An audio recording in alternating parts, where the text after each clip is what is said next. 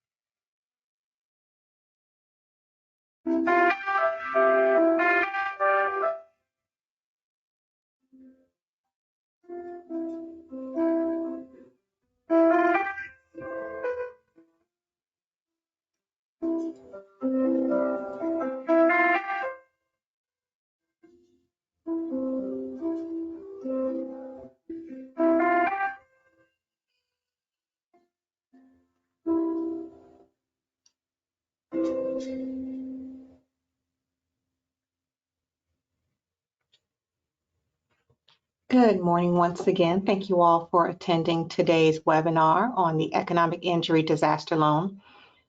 Today we intend to spend an hour learning about who should apply for economic injury disaster loans, as well as the filing requirements and application process, and the loan terms, including payments, maturity, and collateral.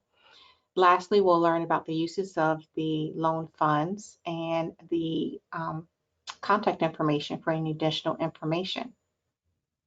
My name is Antoinette Forbes. I am the Economic Development Manager for the City of St. Cloud. I also serve as the Special Projects Manager, which includes the Community Redevelopment Agency. I want to give you a brief introduction about the Community Redevelopment Agency, also known as the CRA, which was established in May 26 of 2005 with the signing of an interlocal agreement between the city and Osceola County as an independent taxing district established for the purposes of carrying out redevelopment activities that include reducing and eliminating blight, improving the tax base, creating and retaining employment opportunities, and encouraging public and private investments in the CRA.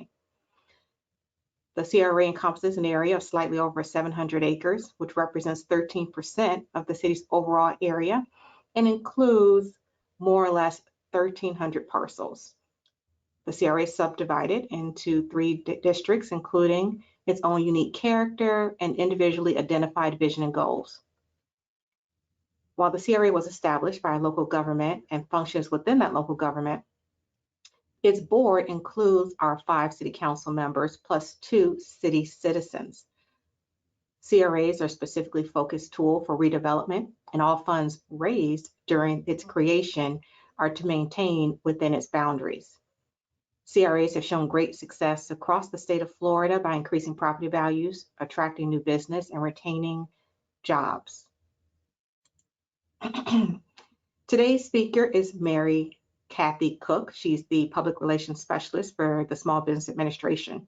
She will present on the Economic Injury Disaster Loan, also known as the EIDL.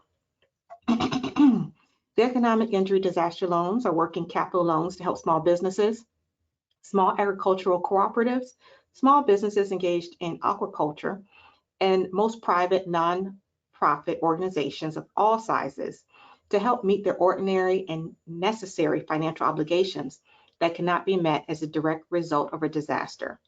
Those loans are intended to assist through the disaster recovery period. All questions are encouraged, and if you should have any during the presentation, feel free to write them in the chat box as we will be addressing them after her presentation.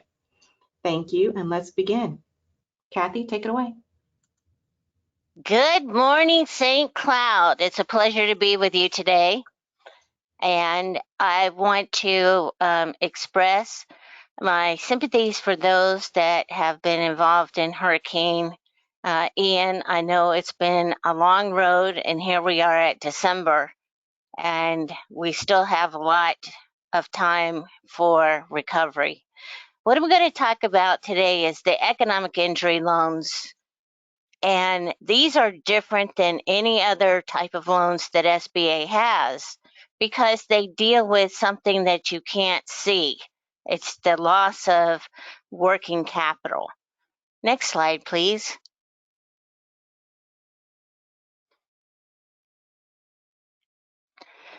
So this is specific to having a disaster declaration. You cannot apply for the economic injury disaster loans unless SBA declares a disaster. And the purpose of this is to provide working capital that you need for your business because there was an interruption by a declared disaster, such as Hurricane Ian. And what you can use the funds for would be the same purpose as you would if you had sales, normal sales. So you would use your income from sales to make payments on fixed debts, payroll, any of your accounts payable, your payroll taxes, lease payments, mortgages, inventory, and then also for extraordinary expenses that were caused by the disaster. Let's suppose that you are a clothing retailer and you have all of this product from the summer, but nobody has gone to your shop because the area is devastated and people are not coming to the area where there's a lot of physical damage. There's road closures, there's a lot of traffic, there's a lot of recovery going on. So you have all this inventory that you wouldn't normally have. You would have sold it. So now you need to purchase the next collection and you still have the old collection. That would be an extraordinary expense, something that you need to pay for that you wouldn't normally have. You wouldn't have both of those seasons on hand. If you had to pay for storage for your product because it didn't sell because of the disaster, that would be another extraordinary expense. Economic injury disaster loans are for working capital to keep the business in business, but they do not provide funds for profits or fund expansions. If you're looking for money to expand your business, consolidate debt, change your operation, then these are not the loans for you. Those are traditional small business administration loans that you would get through a bank. Next slide, please. Okay, so the disaster number is important because when you go to the website to apply, you'll need to enter in information about the disaster. So you are applying under 17645. If you had physical damage, it would be 17644. And this, again, is the disaster declaration for Hurricane Ian, which began September 23rd. and is continuing. You have until June 29, 2023 to apply. And that seems like a long time. However, you don't have to wait till June. As soon as you realize that you have working capital needs, apply. And we'll talk about how to make sure that you have enough money to take you through to the recovery period ends. Next slide, please. Okay, so almost any type of business can apply for an economic injury. Um, I am in Atlanta, and I know I've been to Florida a bunch of times, tend to be a tourist state, so there's a lot of tourist type businesses, souvenir shops and hotels. There's marinas, there's boats that do fishing, there's boats that you can charter, a lot of good restaurants, there's travel agencies. All of these types of businesses are eligible, as well as traditional businesses that are not tourist related. You know, grocery stores, gas station, um, any type of retailer, just about any type of business at all. And what the criteria is, the first criteria to get a loan is eligibility. And to be eligible, the business has to have a physical presence in a declared disaster area, in a declared county. So if you write your application and you put for the address P.O. Box and it's in St. Cloud, that is not going to make you eligible. A P.O. box does not give the business physical presence. You actually have to have some office, something tangible in the disaster area. Next slide, please. All right, so the first process is to figure out, what does it take for me to get a loan approval? 3 things. Eligibility. Got to be your business in the declared county. So we've heard that twice. Now you have to have satisfactory credit. It doesn't mean perfect credit, it means satisfactory. We will review the credit bureau report and decide whether or not you are credit worthy. And then you have to have repayment ability. What that means is we have to look at your financial information, income, look at your debts, and determine that there is still money left over after you pay your expenses and debts to afford a loan payment. We are going to look at your historical sales. If you've had some situations such as COVID that has interrupted your sales, then we need to make a notation, and we are going to look for historical financial information that would be representative of a normal year. SBA disaster loans are for people who cannot make it on their own. You don't have, the savings to take care of the loss of working capital. You don't have business interruption insurance. And we are cash flow lenders. That means that it's more important to us to be able to show on paper that, or in the computer rather, that you can afford to repay the loan and the existing debts. We are not collateral lenders, which means when you go to a bank might go and look at the value of your building. If your building is worth $1 million, but you owe $900,000 on it, then they might only be willing to give you $100,000 at most for a loan. SBA is more concerned with your ability to repay, and we're not judging you on how much equity you have or what type of collateral you have. Next slide, please. So we have a lot of benefits within the program. These are low interest rate loans, and we can stretch the loan out as far as 30 years to help make it affordable. Some people have gotten emergency loans or interim loans. In Florida, they're called bridge loans, to tide them over until they can get other financing, such as an SBA disaster loan. And you can borrow as much as $25,000 without pledging collateral. The loans can be as much as $2 million. But if you've never had $2 million worth of sales, then we're not going to lend you the maximum. We're going to look at your financial history. We're going to look at your sales and your expenses, your fixed debts, and see what the business needs. The actual loan amount is determined by us. And why I say that is you can ask for a loan for $100,000, but we are going to look at the historical sales, the fixed debts, the expenses, and determine how long we think that you are going to experience some economic injury and determine what you need to keep going. Remember, these are working capital loans to keep the business in business.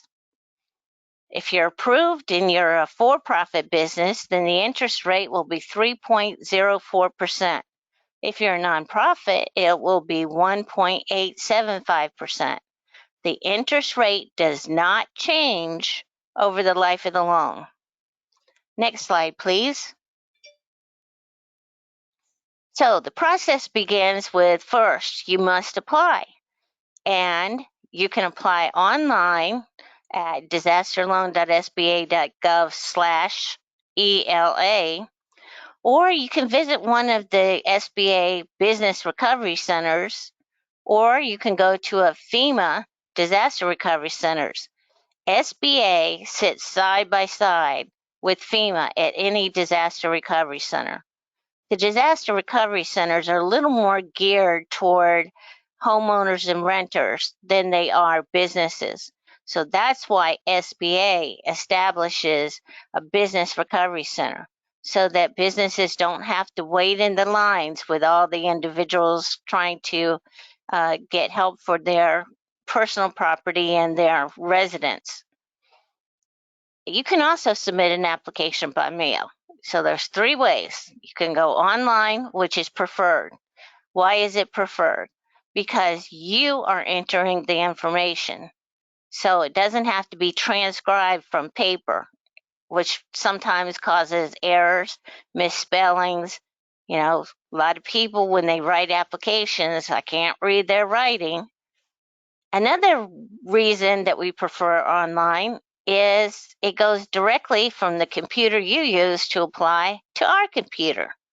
So that makes it faster, more efficient.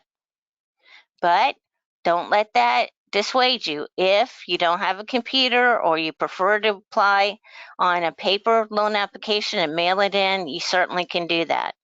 You also can fill out a paper loan application, and while the business recovery centers and disaster recovery centers are still open, you can submit the paper application directly to the SBA staff there.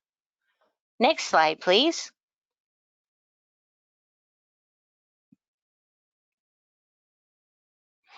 It generally takes 2 to 3 weeks to get a loan decision. If you are approved, then we are going to send some loan closing documents to you. And it's not until you sign those documents and send them back that you're eligible for a disbursement. If you are not approved, then we will give you appeal rights. If you're declined for, let's say, unsatisfactory credit or lack of repayment ability, and let's take an unsatisfactory credit situation.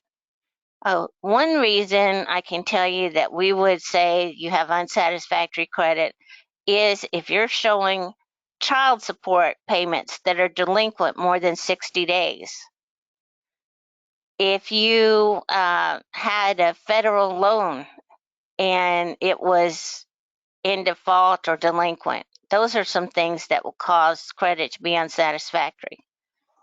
The decline letter would say that you're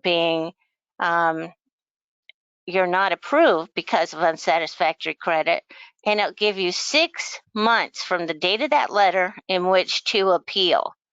When you appeal, that means that you'll write a letter saying, here's proof that was an error on my credit report.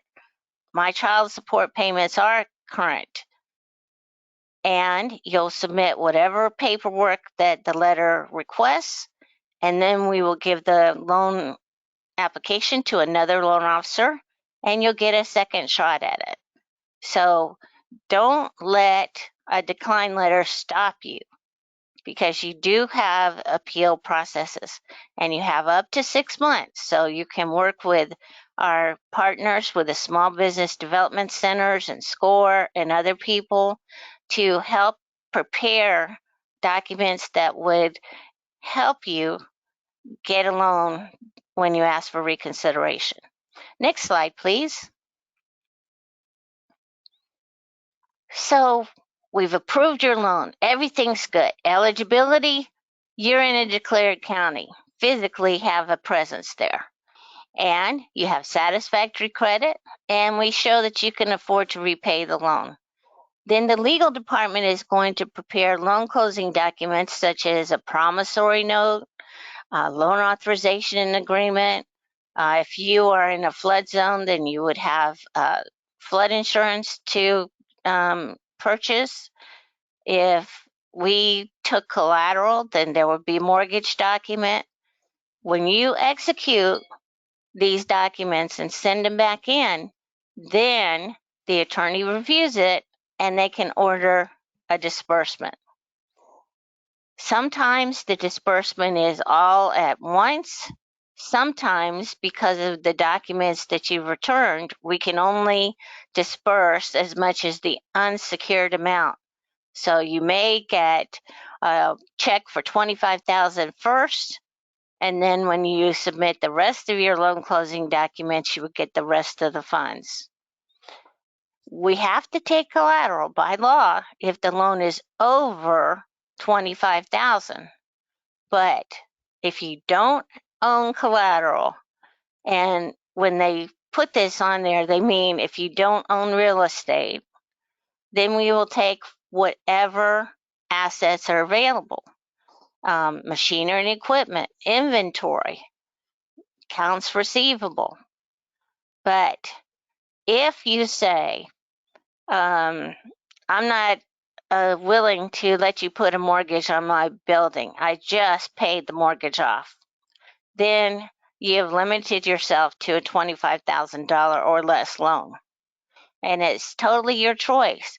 But if you don't pledge collateral, then we can't make the loan for the full value if it's over the $25,000. Next slide, please. As we said up front, you can be a small business, a small agricultural cooperative, a small aquaculture business, or a private nonprofit. Let me explain what a private nonprofit means. In addition to homeowners and businesses having damage from Ian, the government has damages. There's damages to police department, city hall, all the different things that the city is responsible for. SBA does not make loans to governments, so FEMA helps with that. But a private nonprofit means everything other than a government. So that's what a private nonprofit means. Now, we say small businesses. A business is classified by the North American Industrial Classification Code. Every business has a code and is by type of business. And when you go to the SBA website, you look at that code, and then you'll look at what's called a size standard.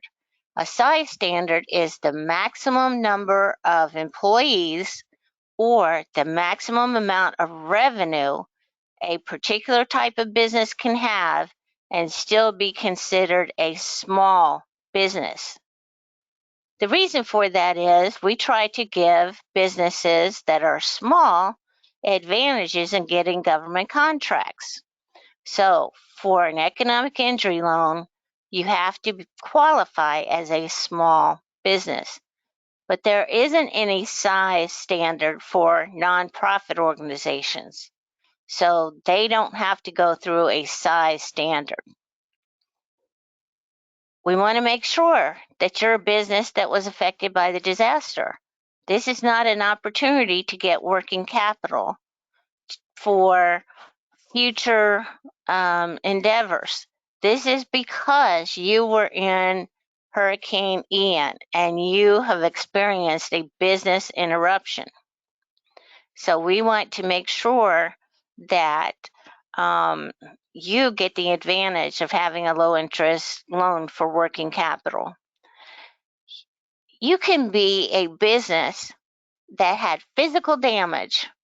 Okay, you were, let's say, a fishing boat and the boat is destroyed.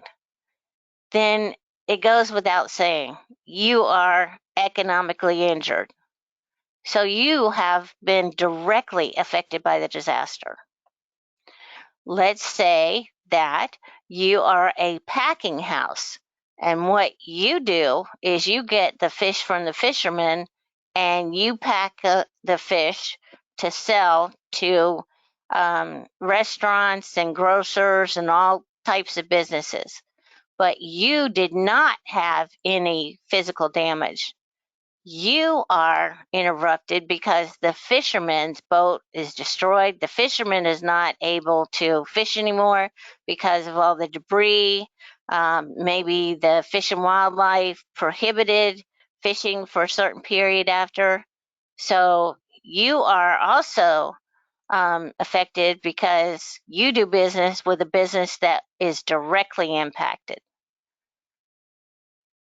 Then we've got the third scenario where the business is indirectly related to the industry. And that could be a frozen food company that gets the fish from the packing house. You are affected because you're in that chain.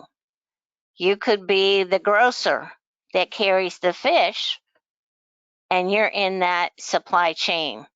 So there's all ways to have economic injury that are associated to the disaster, but you don't have to be directly affected. I have another scenario. Let's say that you're in one of the declared counties, and what you do is you sell and service linens. You give tablecloths and sheets and pillowcases and all that to the local hotels, restaurants, and they switch out the supplies once a year because they get wear and tear. So in October of every year, this is what you do. You go to St. Cloud and you visit all the restaurants that need your tablecloths and napkins and supplies and hotels, etc. But now you find out that all these hotels and these restaurants have been physically damaged, or they're economically damaged because nobody wants to go to a restaurant and sit and look at the debris. So you can be impacted, but you might not know it for several months because you only sell or you only provide the new linens once a year. So that's another way, indirectly, a business can be involved. Next slide, please.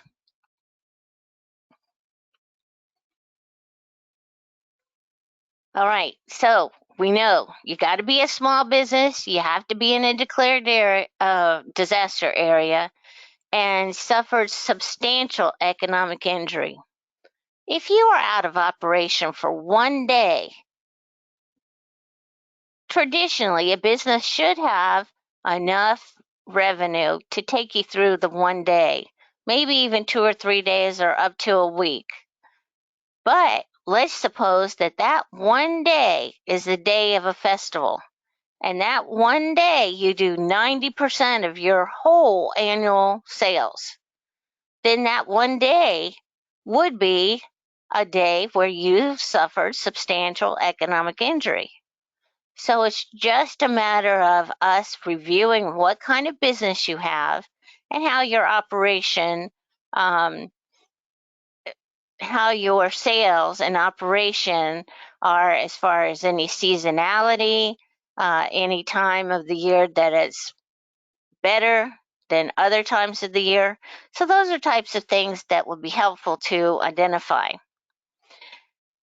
When we're talking about economic injury, we're saying, hey, I need help. I can't pay my bills in the way that I would have normally. I want to, but I've had a business interruption. So that's what economic injury is. And we try to lend you enough money to take you through the recovery period. In other words, until things normalize. We don't have a crystal ball. You don't have a crystal ball. So we don't exactly know when that's going to happen. But we are going to work with you and project it. And there's always opportunities to ask for an increase if the economic injury continues beyond the period of time that we have projected and you need more funds. Next slide, please. We're a little different than the traditional Small Business Administration. The traditional Small Business Administration is the agency that you know, that you come to and you say, hey, I would like to start a business. Can you help me? Can you finance my operation? And typically we will send you to a bank and you would apply for a loan that's guaranteed by SBA. SBA disaster loans are totally different. You apply directly to SBA and the funds come from the Treasury. So there's no bank involved. There's no cost to apply. The only cost there is the time it takes to complete the application and submit all the information. Let's say that you apply and we decide that you qualify and we offer you a loan for $50,000. You're like, oh, I just don't know. I don't know what to do. I was thinking about retiring. Well, you can decide that you're not ready. You don't want that. And you can say, cancel the loan, and we'll give you up to 6 months to ask for reinstatement. We may ask you for current financial information because time has passed in that 6 months, but you don't have to take the loan if we approve it. You can take all, some, or none. Some people have a COVID loan, a COVID economic injury disaster loan. Some people have loans from Hurricane Michael. You can have any number of disaster loans, but they cannot be consolidated. They come out of different obligations, appropriations, and they're different interest rates, so they cannot be consolidated. However, if you have an existing disaster loan and you're applying for this economic injury disaster loan, and you would have trouble paying the previous disaster loan, talk to your servicing office. They can sometimes lower your payment. They can defer the payment. They can make some alterations to make both loans affordable. Next slide, please.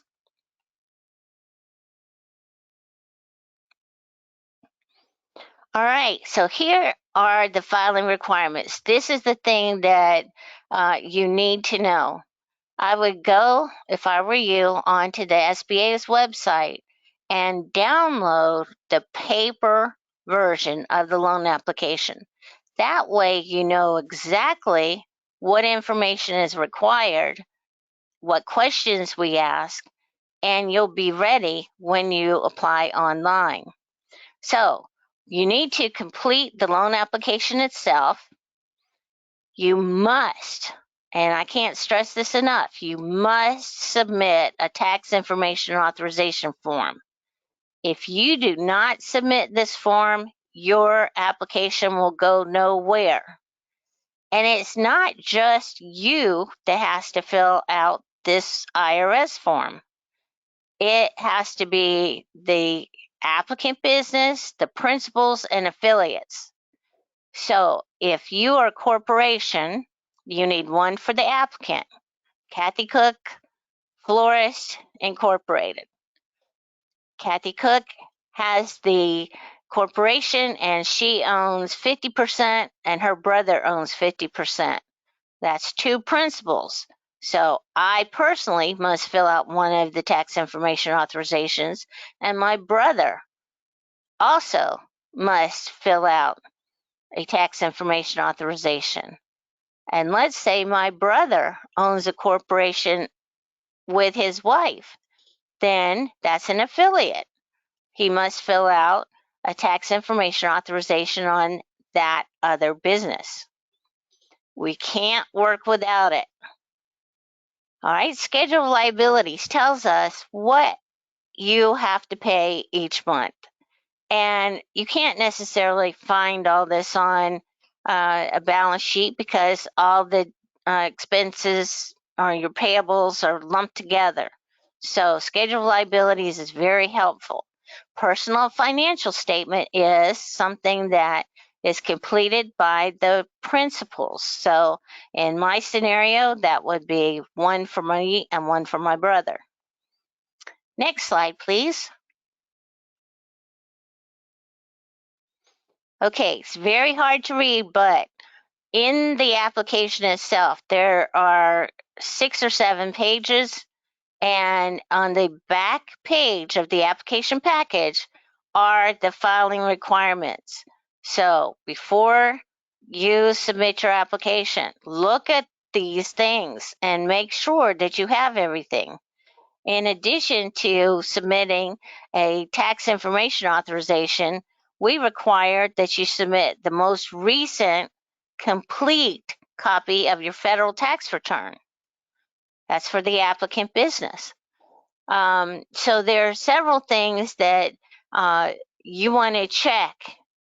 The biggest reason for delay in processing is because we don't have all the information we need, or you have some things that don't make sense. What I'm saying is maybe all of a sudden when we look at your historical sales, they bumped up last year and you did more revenue than ever.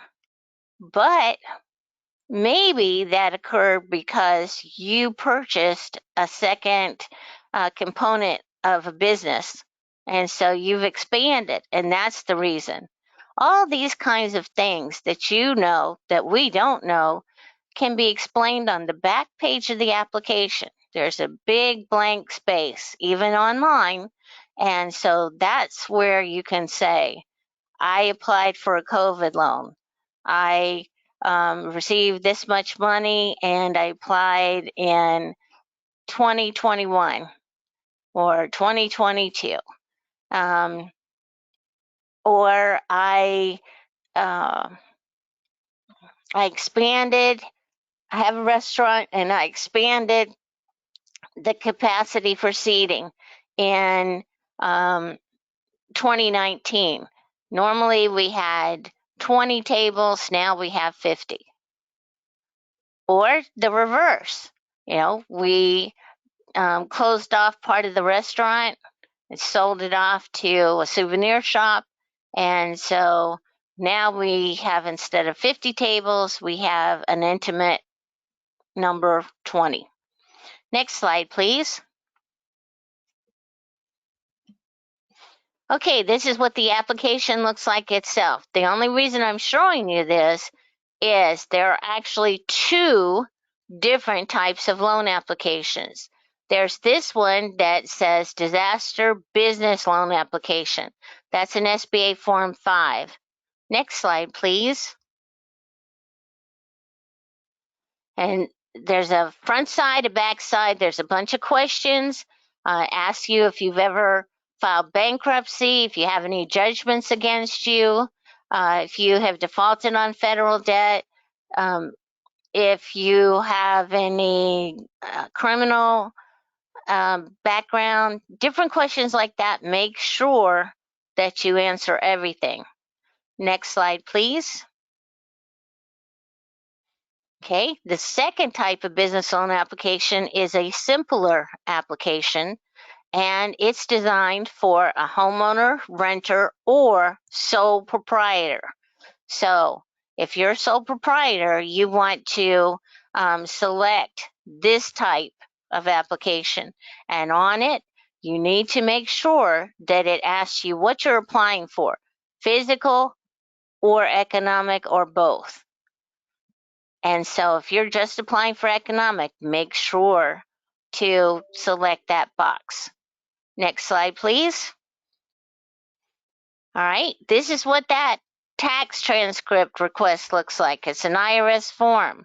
Make sure, I can't stress enough, make sure that you have the number of forms to suit your business structure.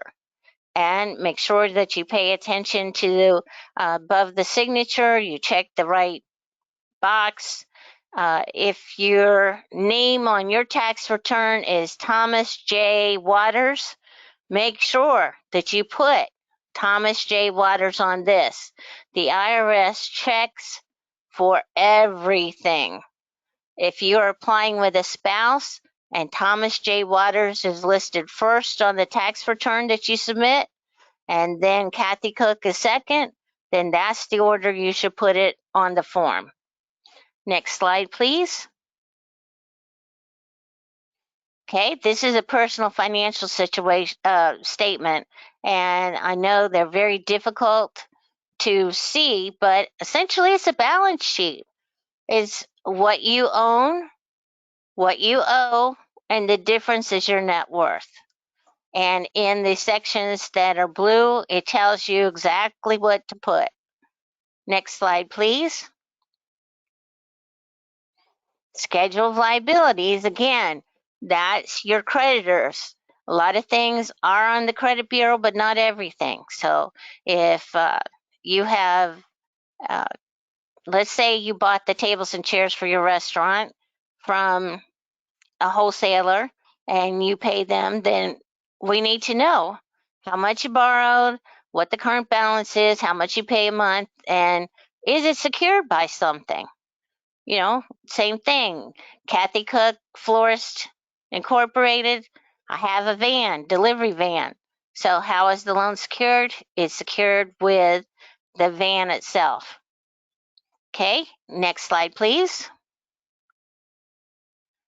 All right, so we may request, and we will request a lot of times, at least 1 year of federal tax return complete copy for the applicant business, but sometimes we need it for the principals. We need it for a general partner if it's a partnership. If you're an LLC, LLP, LLE, then the managing member must submit the tax return. And we need it for affiliates. So we're looking for that. We are going to look at all the resources that we can to use for the proof of the income and statements on the debts to be able to figure out what it is that you need for future capital. Next slide, please. Okay, and this is probably the most critical. Put your sales for at least the last 3 years on here, so that we can tell what you normally do and what you're expecting to do. Your estimated sales. If you have to go back another year because everything was not normal because of COVID, then do so. Next slide, please. All right. If you pay somebody, an accountant, CPA, to submit the application for you, then we want to know how much they charged. It is not necessary for you to hire somebody to do this. SBA has resources. you can go to for free. Next slide, please. Okay, there are a few types of businesses that are not eligible for economic injury. And the one that would probably be the most common would be religious organizations. If you are a church and you had physical damage, or your parochial school, then you can get a loan for the physical damages. But by law, you can't for economic injury. Next slide, please. All right, so this is what it looks like when you're going to apply online. And you're simply going to go to that website, disasterloan.sba.gov/ELA, and click the red button, apply. Next slide. You're going to have to accept the terms and conditions, just like almost any computer program. Next slide. And you are going to have to create your own account under login.gov. Make sure that you keep this password somewhere where you can get to it, because we do not know the password. We cannot get it for you. And it is a way to safeguard your information in the system. So make sure that you create something that you will remember when you first log in, and the system is going to authenticate you. Next slide.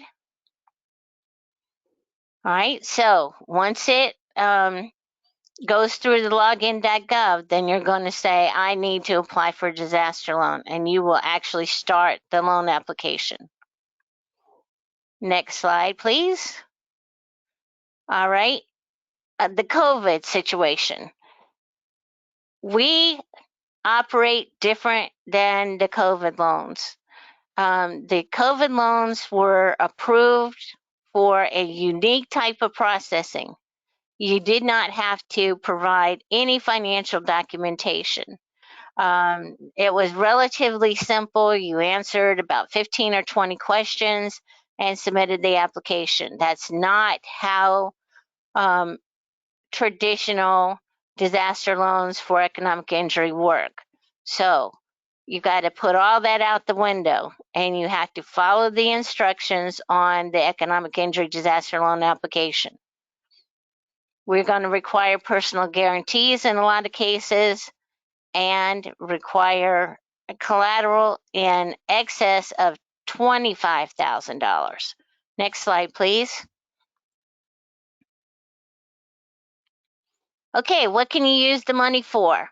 As we said in the beginning, it is to keep your business in business. So if things were normal, what would you use your revenue for?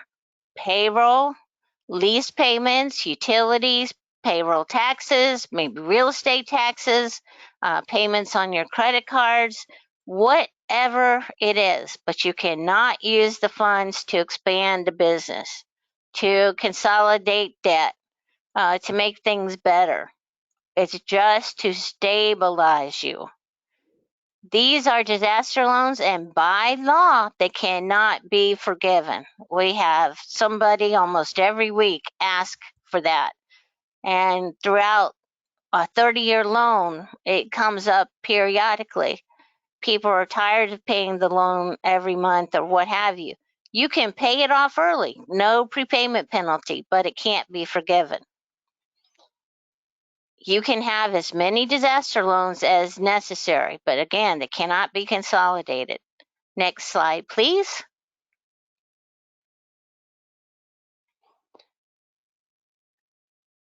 You cannot use this loan to pay off a COVID loan.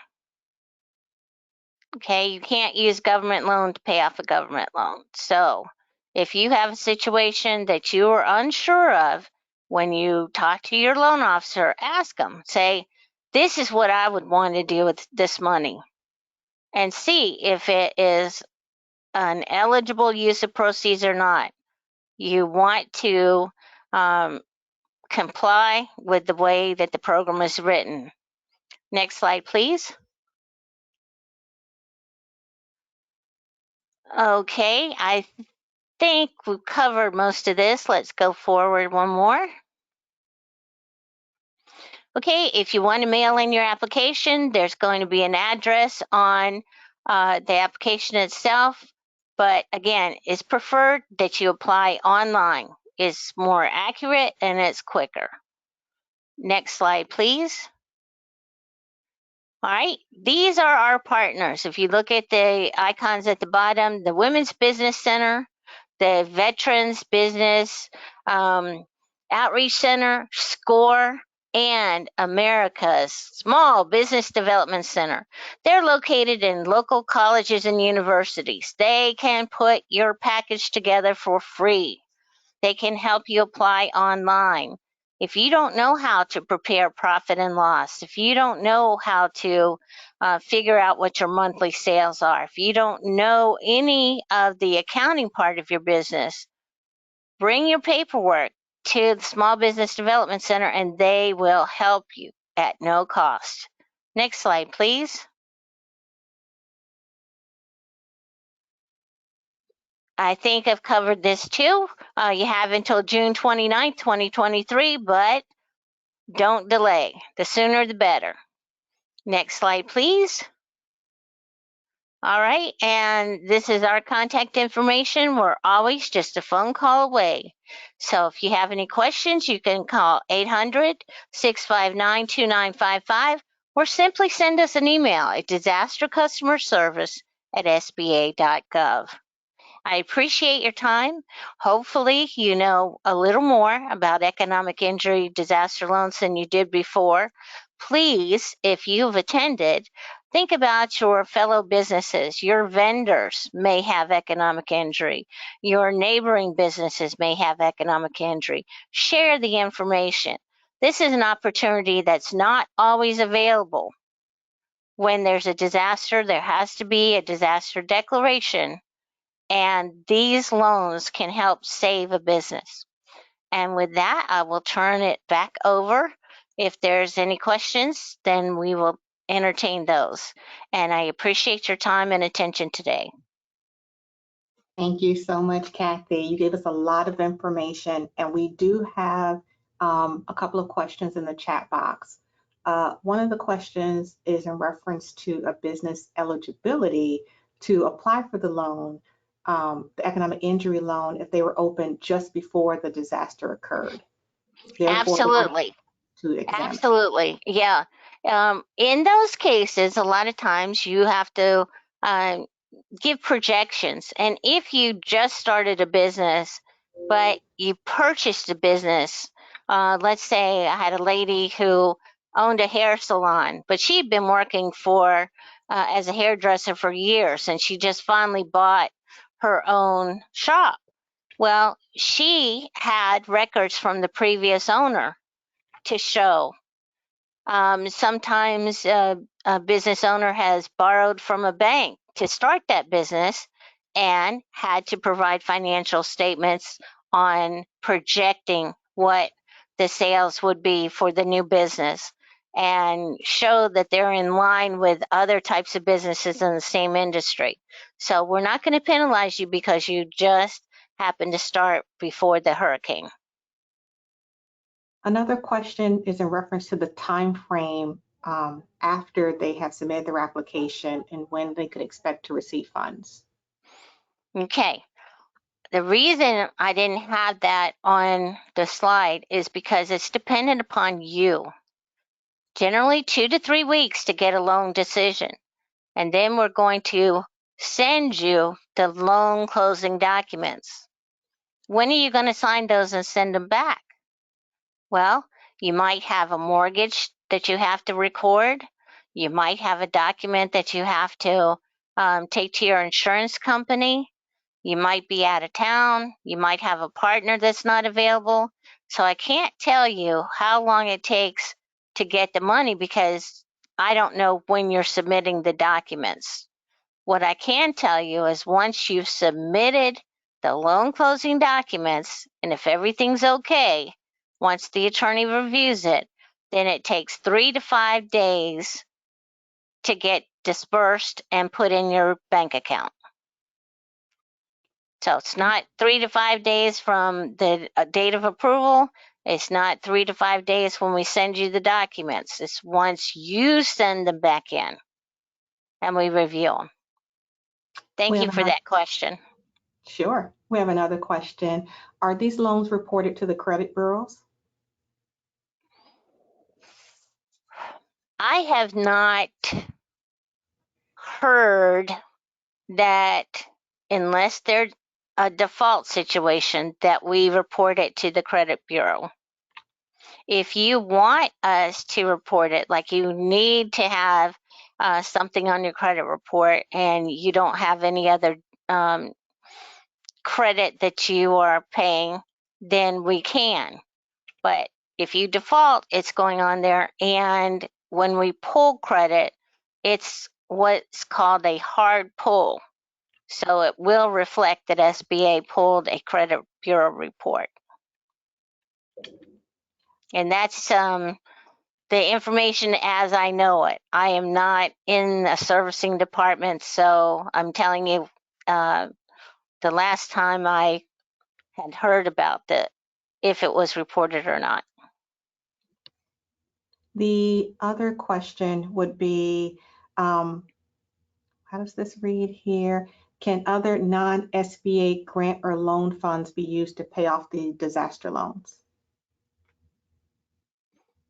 You can pay off the disaster loan with any funds that you have. There's no prepayment penalty. Perfect. And then the last question, which I think I can answer, which is, what if we have questions when completing the application? Who should the applicant call? I believe you referenced the local SBDC consultant, which in this case would be Raphael Pratt. I put his contact information in the chat box. He's available at rpratts, plural, at ucf.edu. His phone number is 407-847-2458. I believe, as you mentioned, they can assist applicants in completing the documentation in its entirety, which I think will take a load off. And then lastly, I just want to mention that we have recorded this webinar and we'll provide it to all registrants. So if you have any questions or like to go back, that should be available to all registrants within the next few days. I once again want to thank our presenter, Ms. Kathy Cook from the SBA, as well as our attendees for presenting. I hope that everyone has a great remainder of their day.